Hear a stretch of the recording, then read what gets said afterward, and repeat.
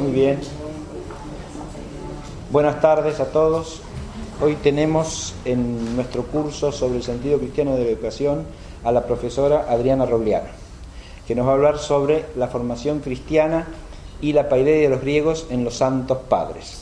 Con esta clase ya dejamos el ámbito bíblico en que hemos transitado durante 3 clases consecutivas y nos internamos en el ámbito de la patrística. Muchas gracias, profesor. Buenas tardes. Hoy es un día especial por muchos motivos. El principal de ellos es que el beato Juan Pablo II hubiera cumplido años. Y para los argentinos es el día de la escarapela. Que tenemos muchas conmemoraciones. Y en último lugar, yo estoy encantada de reencontrarme en un ámbito tan cálido que trae tantos recuerdos como es el instituto, ¿no?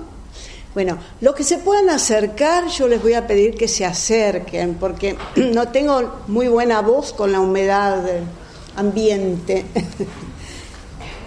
Y por ahí no sé cómo...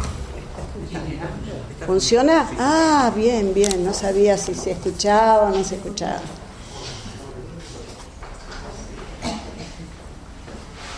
Bueno, por de pronto les propongo hacer un recorrido histórico, filosófico, una aproximación a lo teológico,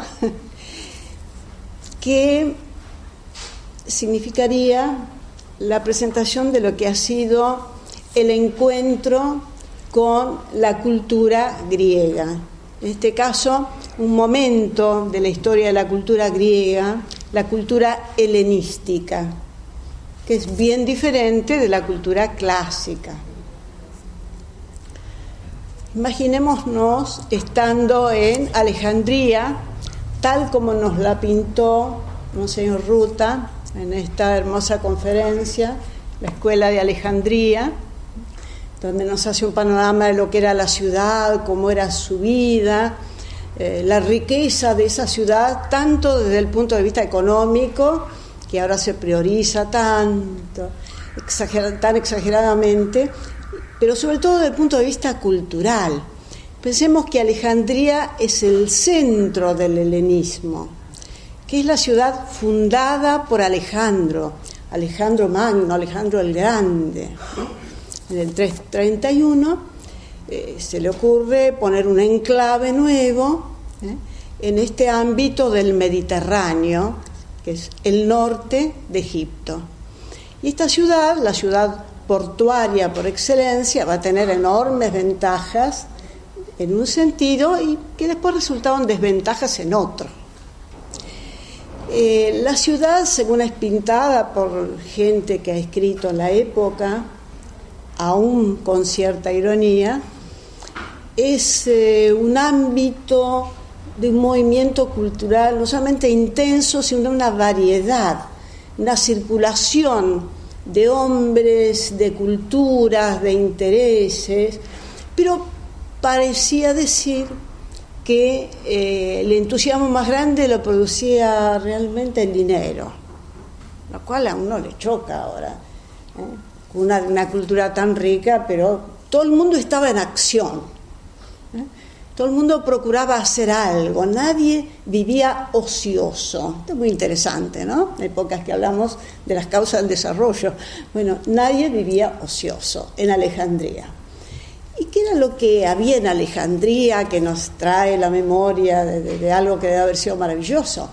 Existían diversas escuelas, o sea, comunidades donde podía uno participar tanto de la tradición y la sabiduría judía como después de la incipiente iglesia cristiana que, según la tradición, había sido fundada por San Marcos.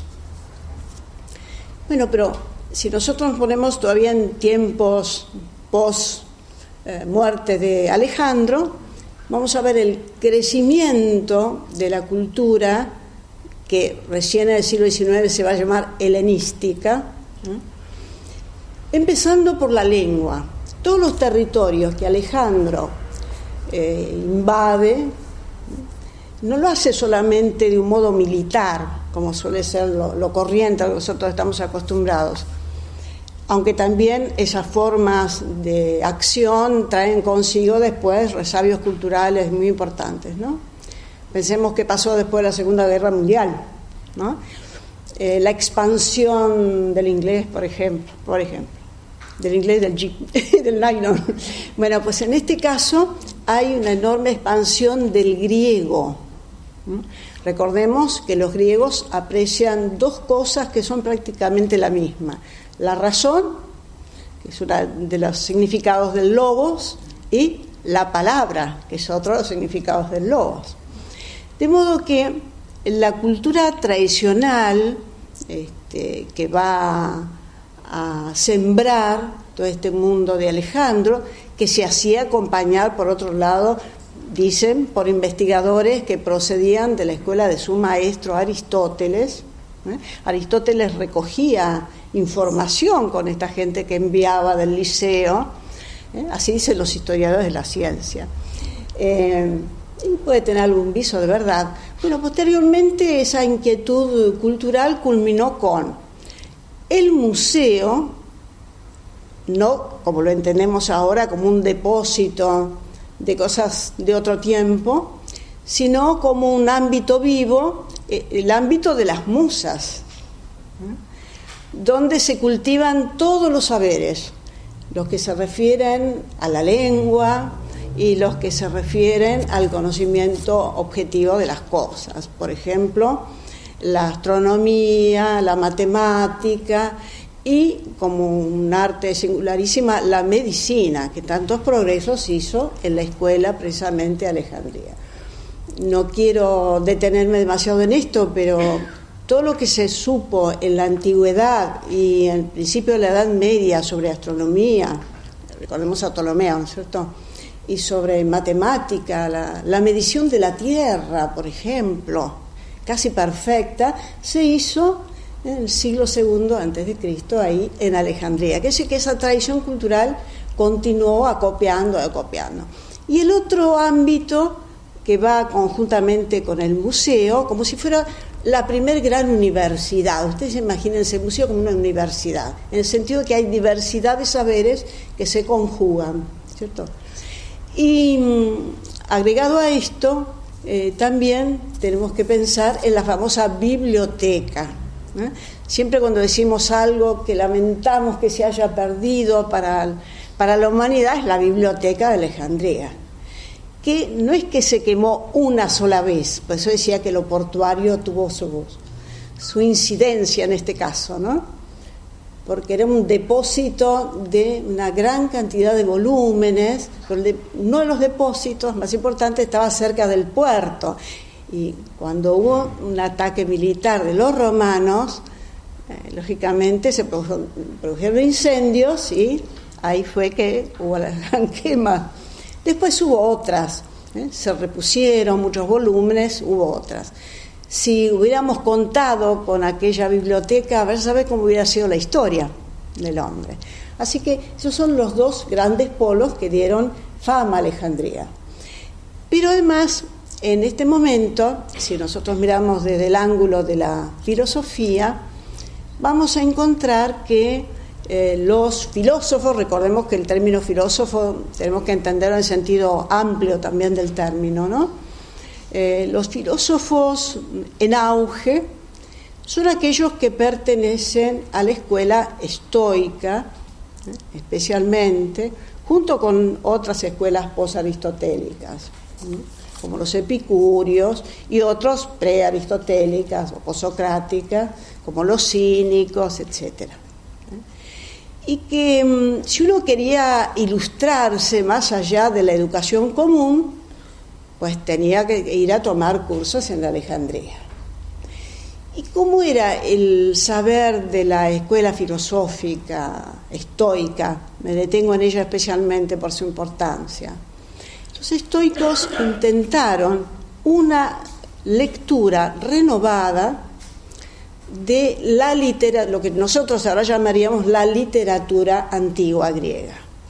O sea, una lectura de Homero, de Hesíodo, de los poetas que habían sido cuestionados ya por Platón y por pensadores anteriores por el peligro que podían provocar sus ideas respecto de la fe religiosa. A los ojos de la religión común del pueblo, del politeísmo clásico, lo que decían los filósofos chocaba, y a la inversa. Y lo que decían los poetas chocaba más aún. ¿Por qué? Porque los poetas atribuían, recordemos la Ilíada, la Odisea, atribuían a los dioses pasiones humanas y los pintaban con todas sus miserias que se pueden ver en cualquiera de nosotros. Entonces, los filósofos criticaban a los poetas por ese hecho, no por la belleza de la poesía, sino por el peligro del contenido que arrastraba esa misma poesía. El campeón de esta crítica, por supuesto, fue Platón. Recordemos en República cómo termina expulsando de su ciudad ideal a Homero. Lo despide con todos los honores, pero lo deja fuera, para las murallas de esa ciudad. La cosa es que se ha dicho luego que Platón no entendió bien a los poetas. ¿Por qué no los entendió? Porque los entendió a la letra. Y esto es lo que vienen a decir los estoicos. Los estoicos hacen otra lectura, como solemos decir hoy en día. Interpretan a los poetas desde un punto de vista alegórico. Dicen esto, pero no nos detengamos en una primera lectura, porque si queremos penetrar un texto tenemos que hacer varias lecturas en capas cada vez más profundas. Entonces, si leemos de esta manera, en un sentido más profundo, no quisieron decir eso, que aparentemente es el mensaje. Solamente el que hace la lectura literal interpreta eso. Entonces, en general, todos los pensadores estoicos revirtieron. Y por otro lado, ¿de qué constaba la filosofía en aquel momento? La filosofía era cosmología, o sea, hablaba del universo, de su origen, de su constitución, etc. Ética, la vida moral, uno de los temas más interesantes para el estoicismo, el que tuvo más éxito en Roma, ¿cierto? Cómo encontrar la paz del alma, cómo encontrar la serenidad y la felicidad, ¿sí? Y la teología, o sea, ¿qué es Dios? ¿Quién es Dios? ¿Qué relación guarda con el universo? Etcétera. De estas partes de la filosofía, la más importante es la última. Es considerada la teología la filosofía por excelencia. Por lo tanto, si ustedes imaginan ahora la aparición de una escuela catequística en Alejandría, podemos leer con toda lógica que el cristianismo sea comprendido como una filosofía. Porque ¿cuál es el tema fundamental del cristianismo? Lo que habla de Dios y las cosas de Dios, la creación de Dios y la vida que debe llevar el hombre. Por lo tanto, para el primer momento de los padres de la Iglesia, ¿cierto? Los padres más antiguos de la Iglesia entendieron al cristianismo como una filosofía, pero en este sentido, no porque lo racionalizara, sino porque la teología filosófica, digamos, y la religión para ellos era lo mismo. San Justino, por ejemplo, que era filósofo y dejó diferentes escuelas hasta que se hizo cristiano. O sea, dejó todas las escuelas anteriores por diversos motivos y no le convencía, parecía que no encontraba en ella la verdad, pero aquí encontró la verdad absoluta. O sea que encontró la verdadera filosofía. Queda claro ahora este concepto. Si nosotros pasamos a la segunda generación de padres, no a estos primeros que escriben El Pastor de Hermas, la Didache, y que escriben para la Iglesia como comunidad, sino aquellos que tienen que lidiar con aquella cultura. los que han recibido el ataque y la persecución. Y además son acusados, como todos los cristianos, por lo menos de ser antropófagos. O sea, la lectura literal de las ceremonias litúrgicas cristianas era interpretada así como antes los poetas eran mal entendidos, ahora la doctrina cristiana, cuya especulación se está empezando está empezando a aumentar, es entendida también de una manera errónea. Luego, ¿quiénes entienden esto? Bueno, por supuesto los más ilustrados. Y los más ilustrados entre los paganos son los autores de textos, y son los que más pesan, y son aquellos que pueden influir sobre la figura del emperador y los otros funcionarios menores en las persecuciones. Entonces conviene dejar aclarado qué es el cristianismo y qué es un cristiano y cuál es la vida cristiana. Porque recordemos que toda filosofía, ya desde los pitagóricos, se ha entendido en un doble aspecto. Uno es la parte teórica, el saber, y otra es la parte práctica, cómo debo comportarme. Porque lo uno y lo otro están juntos, no van separados. La vida y el pensamiento. Uno vive según piensa y piensa según vive. Hoy en día que hemos hecho esa distancia entre vivir y pensar, bueno, vemos las cosas que suceden, ¿cierto? Como en otros momentos de la historia donde se ha producido ese apartamiento. Entonces aquí se busca formas de vida que correspondan a la forma de pensamiento. Los pitagóricos. Las otras escuelas filosóficas también continuaban con esta tradición, con más razón en el cristianismo. De hecho, ya se habían traducido al griego, no solamente en siglos anteriores, lo que nosotros conocemos como Antiguo Testamento, y que es el texto que se maneja ya en los tiempos apostólicos, vale decir, la cultura judía habla griego, interpreta en griego, y con Filón de Alejandría, el filósofo, entiende que la razón y la fe tienen que armonizar. Filón de Alejandría es un antecedente de la posibilidad de la búsqueda de una armonía entre estos dos aspectos, así como la vida y el pensar, la fe y la razón. Pero esto no se dice así tan abruptamente, sino que se va presentando la cuestión en la medida que se va presentando, que la realidad nos muestra la necesidad de esclarecer, es que aparecen autores que lo hacen. Entonces, repito, estamos en Alejandría con esa gran cultura pagana, con la cultura judía, con la incipiente escuela catequística de Alejandría, fundada por Panteno, al cual llaman abeja siciliana. Bueno, era un siciliano sumamente culto en el ámbito de lo clásico griego, que crea una escuela catequística en función de ¿qué? En función que la gente se convertía de adulto, lógicamente, le llegaba esta, entre comillas, filosofía y la aceptaba por ahí y quería profundizarla.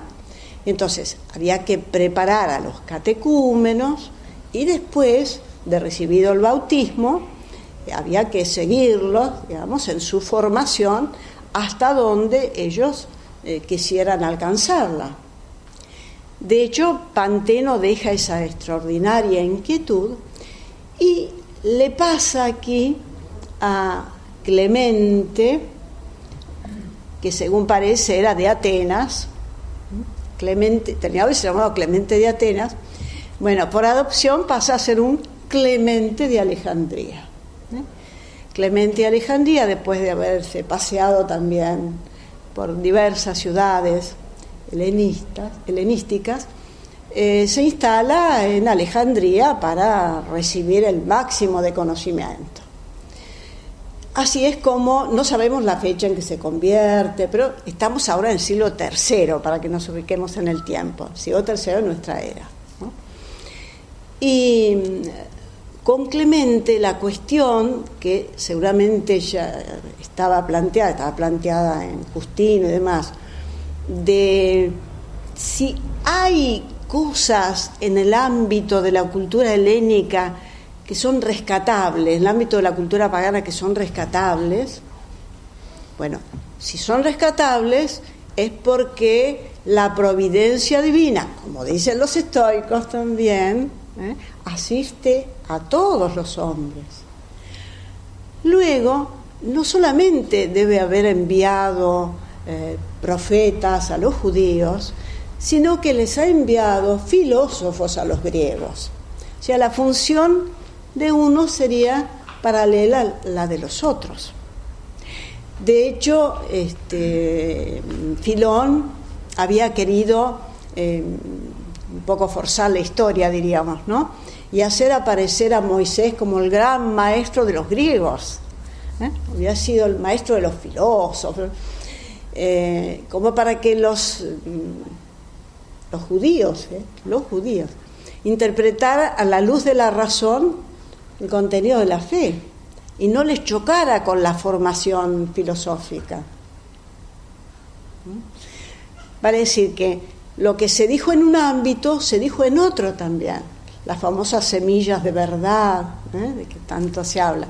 Siempre que hay una verdad, esa verdad procede de Dios y Dios la ha diseminado según su voluntad. Nosotros tenemos que tratar de rescatarla y regarla para que el tallito crezca y después dé buen fruto a la planta. Por eso no debemos despreciar el contenido, y menos el contenido de la fe filosófica, digamos. Porque la fe filosófica, ¿qué es lo que enseña? Que hay un solo Dios y que ese Dios rige los destinos del mundo en sentido físico y del mundo moral. Y se ocupa de cada uno, vaya uno a un lado o a otro, puede ser ciudadano del mundo, porque la providencia divina rige los destinos humanos. Entonces es una verdad que está contenida también en los textos sagrados. Y esa verdad tenemos que profundizarla, comprenderla cada vez más. Entonces, este encuentro de culturas, fíjense ustedes, un encuentro de culturas. Bueno, ¿cuál era el centro, decíamos, de la cultura griega? La razón, la palabra.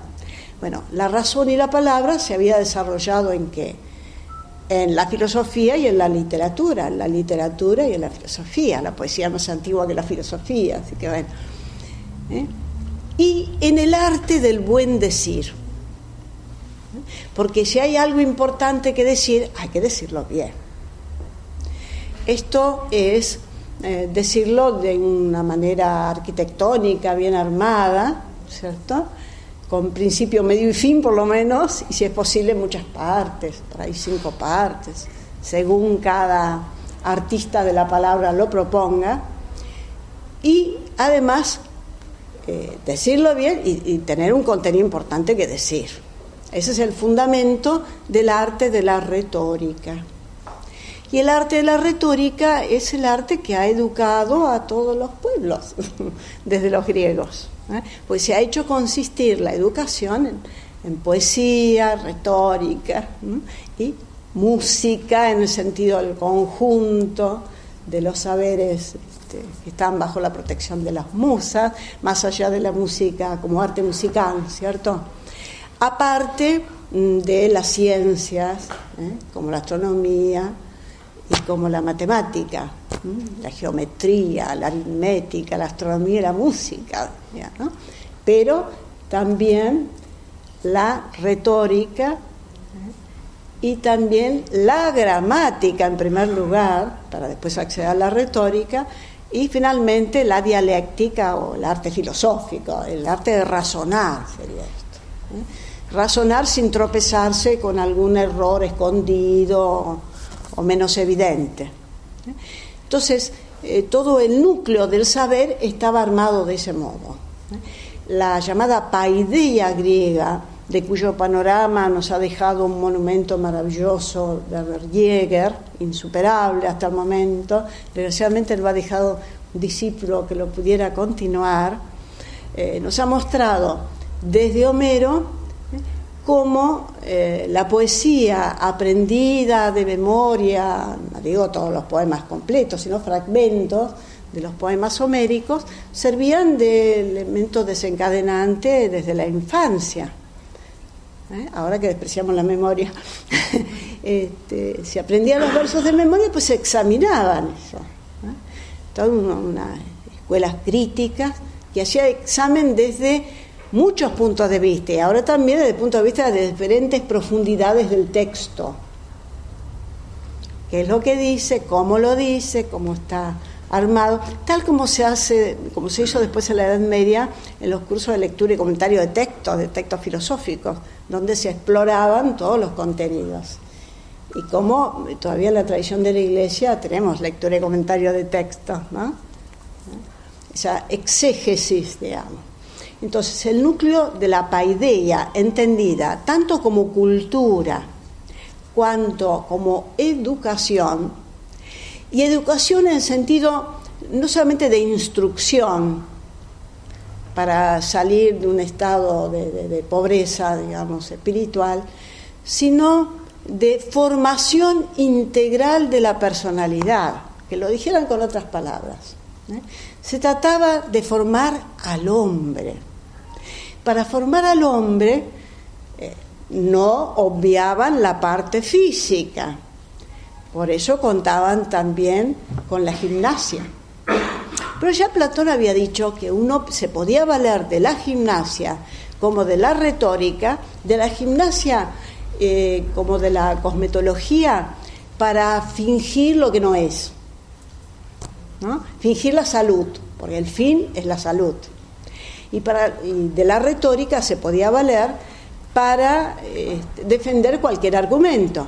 Por estas son las formas enfermizas, digamos, de estos dos saberes.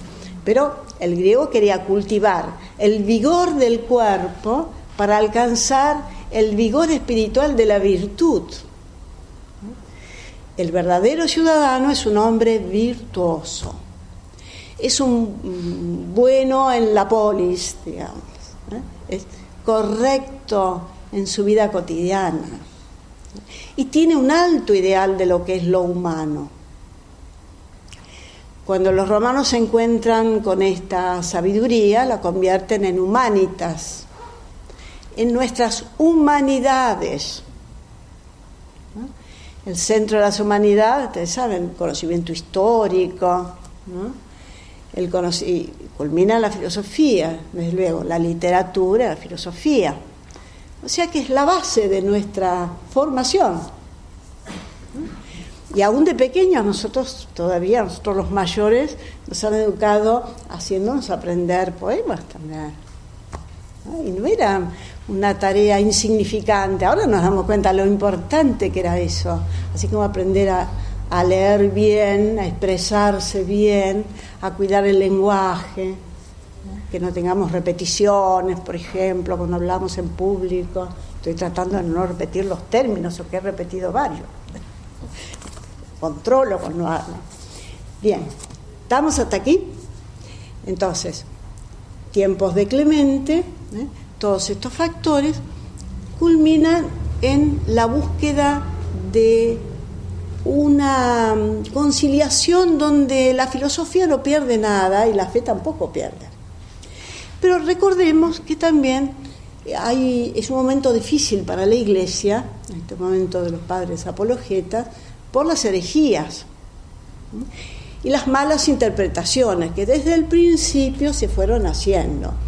Desde aquel mago que quería robarle el don, los carismas a los apóstoles, desde Simón el Mago en adelante aparecieron gente que rondaba el cristianismo, se hacía cristiano en algún momento, solo cristiano, entraba, salía, porque veía en el cristianismo las maravillas, lo externo, ¿no?, antes que lo profundo.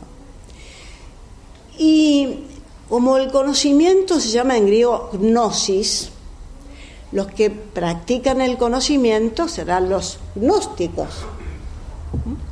De igual manera, en tiempos antiguos, en la historia de la filosofía, los que conocen, los que poseen el saber, se llaman sofistes, son sofistas. Pero tras la extraordinaria crítica que hace Platón a los sabios de su tiempo, la palabra sofista cae en descrédito. Pero nosotros tenemos que tener en cuenta que no siempre fue un insulto, digamos, ¿eh?, un término peyorativo. Decirle a alguien que falsea los argumentos, que es un charlatán, etcétera, que quiere atraerse la buena voluntad de la multitud, sino que es realmente un sabio. Bueno, de la misma manera, entonces vamos a encontrar los gnósticos ligados a este mundo de que no ha penetrado totalmente el cristianismo y quiere encontrar en el cristianismo sentidos ocultos, amén de los sentidos profundos, pero más que esos profundos, más ocultos de lo oculto, manejarse en el ámbito que ahora llamamos de ocultismo. Y digo manejarse con la intención de que después, con ese conocimiento, uno puede manejar las cosas y los seres a su antojo, en un sentido mágico, ¿no? La milagrería en sentido mágico, y un saber secreto que también heredó la escuela platónica. Muchos platónicos se alejaron bastante de Platón, ¿cierto? Voy a hacer un pequeño paréntesis para que se entienda esto. Platón, siguiendo a Parménides, habla de dos mundos: el mundo de las ideas y el mundo de las realidades aparentes. Aquellos son realidades absolutas y estas son relativas. Entre los dos se produce un abismo. Platón trata de saldar ese abismo. Y los filósofos posteriores a Platón, de su misma línea, también. Pero muchos de ellos ponen escalones intermedios, y algunos ponen 3, y otros ponen 6, y otros ponen 9, y otros ponen un poco más. Y entre esos escalones intermedios aparecen figuras, una especie de semidioses, ¿no?, figuras deificadas, que suponen un sincretismo con religiones del cercano oriente, del Irán, de la Persia, ¿no? Entonces, muchos de los que se dicen platónicos, o lo que después será un nuevo renacimiento del pensamiento de Platón, o sea, el neoplatonismo, pensarán en estas figuras intermedias y estos sentidos ocultos extraños, y no es difícil pasar de un neoplatonismo pagano al gnosticismo, a la inversa, ¿no? Son unos cruces, fáciles de hacer. Por tanto, teniendo en cuenta esto, ahora tenemos, así como tenemos verdaderos gnósticos y falsos gnósticos, tenemos también el renacimiento de Platón, renacimiento de la filosofía clásica, pero tenemos un neoplatonismo cristiano y un neoplatonismo pagano. A veces los neoplatónicos paganos han ayudado, desbrozando el camino, etcétera, respecto a algunos temas a los cristianos. Los cristianos se han inspirado en ellos en algunos puntos, han quitado todo lo que tenía de contradictorio con los principios de la fe. Entonces el diálogo ha sido muy fructífero. Pero gente como Porfirio, por ejemplo, eran de esos escritores que atacaban el cristianismo, de los grandes, importantes escritores, famosos lógicos, etc. Entonces, si ustedes se imaginan ahora el panorama, tenemos escuelas que se refieren a la ciencia que se llama ciencias duras, a las humanísticas, y dentro del ámbito del cristiano, la escuela catequística de Alejandría,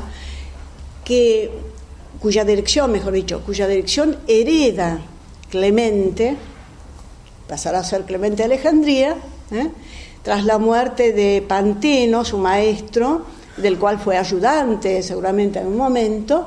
Bueno, esa escuela se plantea una verdadera alianza y no contradicción entre la fe y la razón. Tema que es tema de hoy y que es continuamente traído sobre las tablas desde Beato Juan Pablo II, en su famosa encíclica Fides et Ratio, y Benedicto XVI, que nos abre los ojos continuamente porque estamos arrastrados por un cientificismo o por un fideísmo milagrero, como les digo. Entonces, los dos aspectos hacen a lo que es el cristianismo y, sobre todo, el testimonio de vida. Fe, razón y testimonio de vida. ¿Quién es un cristiano? Pues aquel que ha recibido, por supuesto, el bautismo, los otros sacramentos, que se ha preparado, que ha seguido todos los pasos catecumenado, pero ahora tiene que prepararse un poco más. Hay cristianos comunes y corrientes, y les hago la comparación. Entre los pitagóricos también había un nivel de pitagóricos que tenían unas prácticas comunes: no comer esto, ni aquello, ni vestirse de esta manera o de esta otra, etcétera, rechazar, o sea, la forma de vida, ¿no? Y hay otro nivel superior que tiene acceso a un conocimiento más profundo. Bueno, así como existía, le digo para los que se entusiasman con la filosofía, como existía entre los pitagóricos dos niveles, dos maneras de ser pitagóricos, ¿no? El que podía acceder al conocimiento más profundo estaba juramentado y por lo tanto era un conocimiento secreto propio de la escuela. En este caso no. El que accede a un conocimiento más profundo del cristianismo es un verdadero gnóstico, ¿no? Y entonces Clemente, buen catequista, decide acompañar, ¿no?, la trayectoria de aquel que se ha decidido por el cristianismo. Y lo acompaña en sus obras, escribiendo también, no solamente enseñando, sino escribiendo. Las obras de Clemente, todas ellas, no tienen un carácter sistemático. No era parte de su temperamento el orden sistemático de las cuestiones y las respuestas. Era una persona sumamente creativa, evidentemente, pero era asistemático. Entonces, su forma literaria sigue el estilo en que a él se le ocurren las grandes cosas. ¿Qué grandes cosas? Respuestas a las preguntas que le harían sus discípulos acerca de cómo vivir el cristianismo y cuál es su contenido y cuál es el destino último al cual aspira el hombre. Todo hombre debe aspirar, llegar a Dios, ¿no es cierto? Y en el caso del cristiano, una especie de divinización, tema que la iglesia después griega y las iglesias orientales, etcétera, siguen cultivando con ese nombre. Nosotros hablamos de la gracia en su lugar, ¿no? Bien, el caso es que hay tres obras de Clemente que parecen ordenarse a estos fines. La primera de ellas sigue la tradición también de una literatura de ese tipo. Por ejemplo, Aristóteles tiene una obra que se llama del mismo modo. Es el género literario de las exhortaciones. Para mover el espíritu de alguien hay que animarlo, hay que alentarlo, Entonces, el género exhortativo tiene esa característica. Induce a otro, le da ánimos para que, si ha elegido el camino, lo emprenda y no lo abandone por ahí los primeros tropiezos, ni en los segundos ni en los últimos. El protrépticos es un género exhortativo. Entonces, acompañemos al que ha elegido ese camino. Pero luego hay que darle más alimento todavía, que ha elegido el cristianismo, no solamente piensa Clemente que con esa obra él está por él mismo induciendo, alentando, sino que en realidad el que verdaderamente alienta es Dios mismo, es Cristo mismo, el que anima. Él habla como un apóstol en todo caso, pero el que anima a seguir la fe cristiana a pesar de todos los pataleos que uno a lo largo de la vida puede hacer, es Cristo mismo. Pero Cristo no se queda aquí. Por boca de Clemente se nos muestra como un pedagogo. ¿Qué era un pedagogo para los griegos? Era un señor mayor, generalmente esclavo, un hombre culto. Los esclavos venían de la capa social, procedían por razones de guerra, por ser prisioneros, etc., personas cultas. Un ayo, un acompañante. Hay un ayo famoso en Homero, ¿cierto? Bueno, entonces este acompañante le hace seguir el camino recto, con sus buenos consejos. No le ahorra las dificultades de la vida, pero le va mostrando en cada momento por lo que puede pasar y cuál sería el mejor camino a seguir. Entonces lo conduce. La educación es también conducción del espíritu, ¿cierto? Pero como el que conduce verdaderamente no es el hombre, en este caso no es el catequista, sino es que es Dios mismo, en este caso es el verbo, el logos, el que conduce.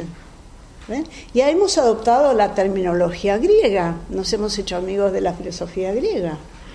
¿Ven lo que los filósofos decían? El logos que gobernaba el universo, y que él tenía el destino de los hombres en sus manos y proveía para el bien de todos, que llegaran a cumplir lo que tenía previsto desde la eternidad. Bueno, eso es precisamente el pedagogo por excelencia. Cristo es el pedagogo. Dice el Papa Benedicto que se había propuesto Clemente escribir también otra obra que sería El Maestro, más detallada, pero bueno, que no llegó a escribir. Pero ahora le faltaba escribir qué cosa conviene saber, cuáles son los contenidos, no solamente la dirección, de a veces los contenidos que deben poseerse. Y esos contenidos, en forma sistemática y a través de muchos libros, 8 libros, ¿no?, los escribe en strómata, que puede traducirse como tapicería o tapices, así como un tapiz. ¿Te veo un tapiz? Aún esos que se hacen de punto cruz, vieron que del derecho es muy bonito y del revés tiene todos los nuditos y como están relacionados unos colores con otros, unas formas con otras. Bueno, así se entrelazan los temas. Entonces, un cristiano conviene que pase por la lectura, que no es un mero paseo literario, sino por la profundización del contenido de la fe, iluminado por el Espíritu Santo, ciertamente. Los contenidos de la fe pasen de esa manera. Y entonces sí va a ser un verdadero conocedor, porque no va a poder vivir de otra manera que como está leyendo, como está entendiendo, como lo está acompañando ese maestro. Recuerden cómo San Agustín tomará la idea del maestro interior, la iluminación, etcétera. Hay una continuidad, ¿no? Entonces, si en filosofía nos entusiasman los filósofos griegos, en especial Platón, es porque ellos han sido monoteístas. Ellos han escrito, Platón es el primero que usa la palabra teología, han escrito de teología, han hablado de Dios, ¿no? Y además, en una de sus obras, una de las más famosas, el Timeo, nos ha hablado de cómo ha sido hecho el mundo. por un artífice divino, o sea, lo más parecido a la idea de creación, lo que sea idéntico, pero... Entonces Platón es alguien inspirado realmente. Pensemos de este ángulo. Dios no le ha dado tantas luces como para que oriente a los hombres que no han recibido la fe por medio de los profetas. Entonces es lógico que haya una adhesión a la filosofía platónica, pero no con una mezcla, sino en la medida que no haya incoherencia con los principios de la fe. La razón es absolutamente ilógico que contraría la fe. Y a la inversa también, los contenidos de la fe no son arbitrarios, absurdos, y uno los tiene que basar. Vos creés en esto y creés, no es la mera creencia, una creencia subjetiva, una convicción que puede ser suplida por otra convicción, ¿no? Es algo que enraiza en las profundidades del espíritu. Entonces, el que ha recibido eso ha llegado a una especie de divinización, porque esa es la gracia de Dios. Dios permite que podamos hablar de estas cosas. Yo con muy poca ciencia, delante del profesor Mayer-Egger, que es medievalista, podamos hablar y compartir un rato estos temas y aislarnos de un mundo tan atroz que cada día lo sentimos más agresivo, ¿no es cierto? Y pensar cómo nos hicimos nosotros también, cómo nos hicimos cristianos y cómo, a pesar de muchas vicisitudes, hemos conseguido conservarnos medianamente bien con heridas o con ayudas diversas en la fe. Pero entonces, ¿la filosofía qué es? Es una preparación, es una propedéutica. Se dirá mucho más adelante, es la sierva de la fe, en el mejor sentido de la palabra sierva, ¿no? En sentido peyorativo. Algo que está al servicio desbroza el camino de obstáculos, ayuda a la mente a liberarse de las falsedades, de los errores, siempre entendiendo que hay una única búsqueda importante en el hombre, que es la búsqueda de Dios. Todo lo demás son atractivos momentáneos que se ponen en el camino, pero que en verdad lo que se buscaba detrás de lo que se dice buscar era Dios. Fíjense que todos los grandes conversos nos traen experiencia de esto mismo.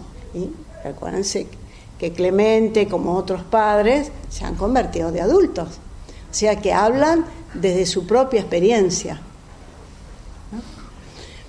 Por eso, Clemente puede hablar también de modo poético. Es un escritor muy florido, Clemente. Así como decimos, hoy en día un poco nos escabullimos de la literatura que tiene ciertos ornamentos, ¿no? Porque queremos, que es una literatura muy ascética, muy ruda, más vale ruda que ascética, diríamos, ¿no? Medio lo bruto, digamos. Pero esta literatura florida nos llama la atención. ¿Cómo hablaría? La pasión que pondría. Sería admirable como maestro, ¿no es cierto? Bien. Bueno, él termina con oraciones y con himnos.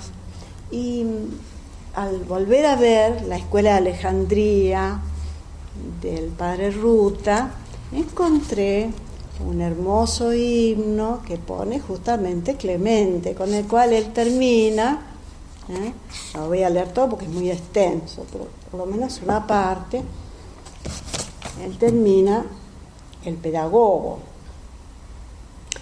En un punto del pedagogo leemos una cita de Clemente: ya que el pedagogo divino nos ha llamado a su iglesia y él mismo, el Logos, que todo lo enseña y vigila, ha asumido especialmente nuestra educación, conviene que aquí, como prenda humilde de nuestro agradecimiento por su sabia pedagogía, dirijamos un himno al Señor. Recordemos que el cristianismo llega al hombre, o los historiadores podrían decir, tiene éxito y se expande rápidamente porque tiene verdaderamente misioneros que lo hacen como una función propia de su bautismo, eso humanamente hablando. Pero desde el otro lado de las cosas, desde Dios, la semilla crece por su propia fuerza. ¿Sí? Y la fuerza de la semilla es logos y pneuma. ¿Sí? Dice así el himno: freno de potros indómitos, refugio de pájaros que no vagan, seguro timón de los navíos, pastor de los corderos reales, reúne a tus hijos con sencillez, que canten santamente, que celebren sin astucia, con su boca sin malicia, al Cristo, guía de las criaturas. Rey de los santos, verbo invencible del Padre Altísimo, Britanio de la sabiduría, sostén en los trabajos, caro a la eternidad. Oh Jesús, Salvador de la raza mortal, pastor, labrador, timón y freno, ala celeste, custodio del rebaño sagrado, pescador de los mortales a quienes has salvado de la mar malvada. Por ti los santos peces, fuera de las olas agitadas, vienen a la vida dulce. Conduce las ovejas razonables, santo pastor. Conduce, oh Rey, a los niños sin mancha. Vestigios de Cristo, celeste ruta, verbo inagotable, eternidad sin fin, luz eterna, fuente de piedad, obrero de la virtud para la vida santa de los cantores de Dios, Cristo Jesús. Leche celeste sacada de los tiernos senos de una virgen, de las gracias de tu sabiduría, los pequeñuelos de bocas ardientes por ti son alimentados y están completamente llenos de leche inteligible por el rocío del Espíritu Santo. Cantemos juntos sencillos cánticos, himnos verídicos a Cristo Rey, prendas sagradas de la doctrina de vida. Presentemos con un alma sencilla a un niño vigoroso. Coro de la paz, retoño de Cristo, pueblo prudentísimo, cantemos todos juntos al Dios de la paz. Tuve tiempo de leerlo todo.